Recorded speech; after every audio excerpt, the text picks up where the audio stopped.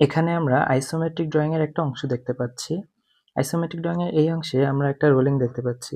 Rolling এ যে ত্রিভুজ থাকে, সেই ত্রিভুজের প্রতিটা বাহুর দৈর্ঘ্য বা প্রতিটা বাহু বের করার যে কৌশল, সেটা আজকে আমরা শিখব। এই ত্রিভুজটাকে আমি এখানে বড় করে এঁকেছি। আচ্ছা, ত্রিভুজের কত রকমের আসতে পারে? যেমন লম্ব ও ভূমি দেয়া থাকলে আমাদের অতিভুজ বের করতে বলতে পারে। অনেক সময় আমাদের লম্ব এবং ভূমি দেয়া থাকবে, কিন্তু আমাদের অতিভুজ দেওয়া থাকবে না, বলবে যে অতিভুজটা বের করো। আবার অনেক সময় অতিভুজ, এই যেরকম অতিভুজ এবং লম্ব দেওয়া থাকবে, ভূমি বের করতে হবে। আবার অনেক সময় অতিভুজ এবং ভূমি দেওয়া থাকবে, লম্ব বের করতে বলতে পারে। তবে ইন্টারভিউতে সবচেয়ে বেশি এসে থাকে হচ্ছে লম্ব ও ভূমি দেওয়া থাকে, অতিভুজ বের করতে হবে। অর্থাৎ এই লম্ব এবং ভূমি দেওয়া থাকে, এই অতিভুজ বা ট্রাবেলটাকে বের করতে বলে। এটা হচ্ছে সবচেয়ে বেশি আসে, তবে আমরা সবগুলো শিখে রাখবো। এর জন্য আমাদের একটা সূত্র জানতে হবে, যে পিথাগোরাসের সূত্র। পিথাগোরাসের উপপাদ্য। এটা আমরা সবাই জানি যে অতিভুজ স্কয়ার সমান সমান হচ্ছে লম্ব স্কয়ার প্লাস হচ্ছে ভূমি স্কয়ার। এটাকে ইংলিশে কিভাবে বলে? ইংলিশে বলে হচ্ছে ট্রাবেল স্কয়ার সমান সমান হচ্ছে সেট স্কয়ার প্লাস হচ্ছে রান স্কয়ার। তাহলে এখানে বলছে আমাদের কি ট্রাবেলটা বের করতে হবে। এখানে আমরা সূত্রটা কি জানি, যে প্রশ্ন হচ্ছে লম্ব এবং ভূমি দেওয়া থাকলে অতিভুজটা কিভাবে বের করবো, অর্থাৎ লম্ব এবং ভূমি দেওয়া আছে, অতিভুজ বা ট্রাবেলটা বের করতে হবে। কারণ আমরা তো সূত্র জানি, ট্রাবেল স্কয়ার সমান সমান সেট স্কয়ার। সেট কোনটা? এটা হচ্ছে সেট, এটা হচ্ছে সেট, আর এটা হচ্ছে রান। তাহলে সেট স্কয়ার প্লাস হচ্ছে রান স্কয়ার। আমাদের যেহেতু ট্রাভেলটা বের করতে হবে, এই পাশে যদি ট্রাভেলটা থাকে, তাহলে এই স্কয়ারটা ওপাশে চলে গেলে কি হয়ে যাবে? রুট হয়ে যাবে। সেট স্কয়ার প্লাস হচ্ছে রান স্কয়ার। অর্থাৎ সেট কি দেওয়া আছে? সেট দেওয়া আছে 361 প্লাস হচ্ছে রান দেওয়া আছে 516। এবার আমরা এটাকে ক্যালকুলেশন করব।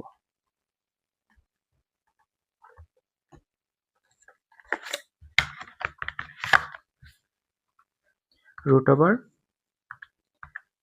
361 হোল স্কয়ার প্লাস হচ্ছে 516 তার উপর হোল স্কয়ার ইকুয়াল টু, তাহলে আমাদের ট্রাভেল বা অতিভুজটা আসবে হচ্ছে 629.74 মিলিমিটার। এভাবে আমরা বের করতে পারি লম্ব এবং ভূমি দেওয়া থাকলে অতিভুজ।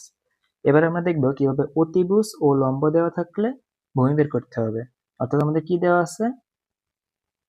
ট্রাভেলটা দেওয়া আছে, সেট দেওয়া আছে, রানটা বের করতে হবে। এখন আমরা সূত্র কি জানি? ট্রাভেল স্কয়ার ইকুয়াল টু হচ্ছে সেট স্কয়ার প্লাস হচ্ছে রান স্কয়ার। তাহলে আমাদের বের করতে হবে কি? রান। তাহলে ওই পাশে পুরোটাকে এই পাশে যদি নিয়ে আসি, run square plus set square equal to এই পাশেরটা ওই পাশে দিই, ট্রাভেল স্কয়ার। এখন এই পাশে আমরা রান যেহেতু বের করবো, রানটাকে এই পাশে রাখবো, রান স্কয়ার। এই পাশে প্লাস সেট, ও পাশে যে মাইনাস সেট হয়ে যাবে, ট্রাভেল স্কয়ার মাইনাস হচ্ছে সেট স্কয়ার। এবার রানের স্কয়ারের পাশে চলে গেলে কি হয়ে যাবে? রুট হয়ে যাবে, রুট ট্রাভেল স্কয়ার। ট্রাভেল কি দেওয়া আছে? ট্রাভেল দেওয়া আছে 629.74 স্কয়ার, মাইনাস সেট কত দেওয়া আছে? সেট দেওয়া আছে 361 তার উপর স্কয়ার। এবার ক্যালকুলেশন করলে আমরা রানটা পেয়ে যাব, রুট ওভার 629.74 তার উপরে হোল স্কয়ার মাইনাস 361 তার উপরে হোল স্কয়ার ইকুয়াল টু হচ্ছে 515.99, বা এটাকে আমরা বলতে পারি হচ্ছে 516 মিলিমিটার। এবার অতিভুজ ও ভূমি দেওয়া থাকলে লম্ব, মানে কি কি দেওয়া থাকবে? ট্রাভেল, আর যদি রান দেওয়া থাকে আমাদের সেট বের করতে বলবে। এখন আমরা সূত্র তো সবাই জানি, যে ট্রাভেল স্কয়ার ইকুয়াল টু হচ্ছে সেট স্কয়ার প্লাস হচ্ছে রান স্কয়ার। তাহলে এই পাশে পুরোটাকে এই পাশে নিয়ে আসি, set square plus run square equal to হচ্ছে ট্রাভেল স্কোয়ার। আমরা সেটটাকে এই পাশে রাখবো, ও পাশে চলে যাবে রুট ওভার বা সেট স্কোয়ার, এ পাশে স্কোয়ার ছিল, স্কোয়ারটা পাশে গেলে রুট হয়ে যাবে। আর ছিল হচ্ছে ট্রাভেল স্কোয়ার মাইনাস হচ্ছে run square.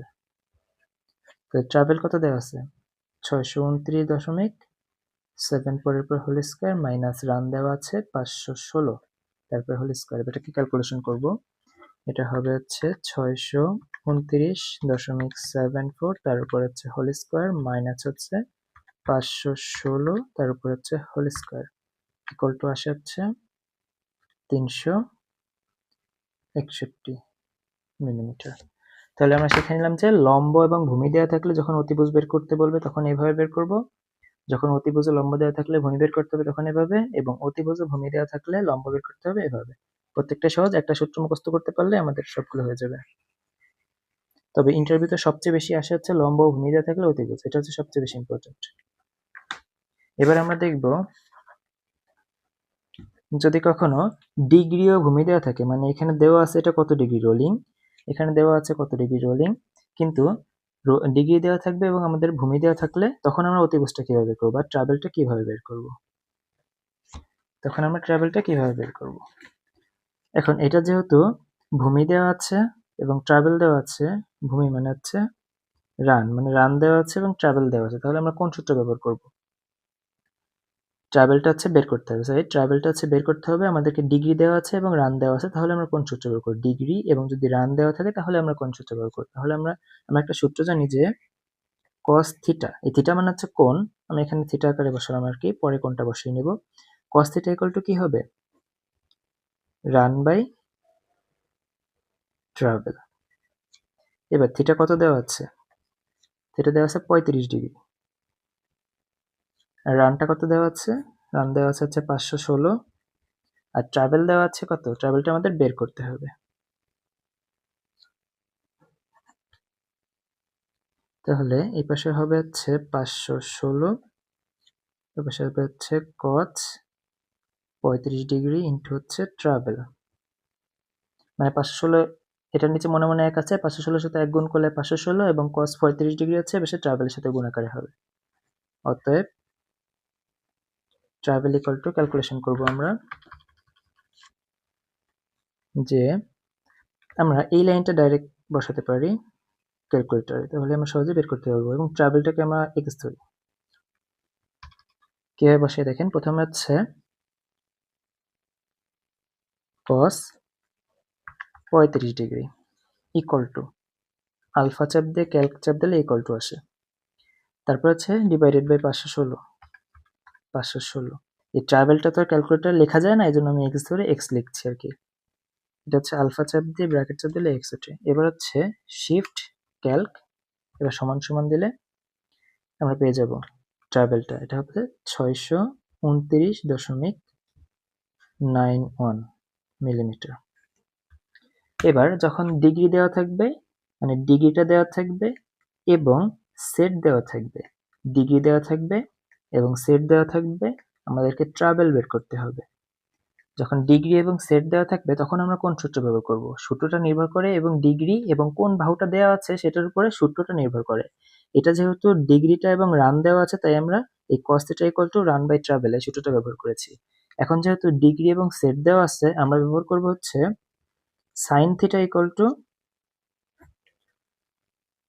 Set divided by হচ্ছে ট্রাভেল। তাহলে সাইন কত ডিগ্রি দেওয়া আছে, সাইন 35 ডিগ্রি, মানে 35 ডিগ্রি আজকে ধরে নিয়ে অঙ্কটা করাচ্ছি আর কি। সাইন 35 ডিগ্রি ধরেছি আর কি রোলিংটা।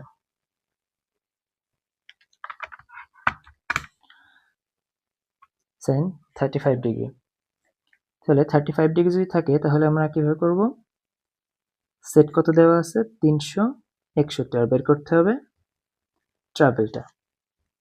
অতএব ট্রাভেল ইকুয়াল টু সরাসরি ক্যালকুলেটরে বসাবো, প্রথম হচ্ছে শিফট চাপ দিব না, সরি, প্রথম হচ্ছে sine 35 degree equal to alpha চাপ দিয়ে ক্যালক চাপ দিলে এখানে ইকুয়াল টু উঠবে, তারপর হচ্ছে 361 ডিভাইডেড বাই ট্রাভেল তো এখানে লেখা যায় না, এজন্য এক্স ধরি আর কি, আলফা চাপ দিয়ে ব্র্যাকেট দিলে এক্স।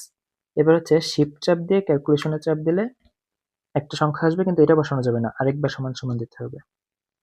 এই যে 629.38 মিলিমিটার।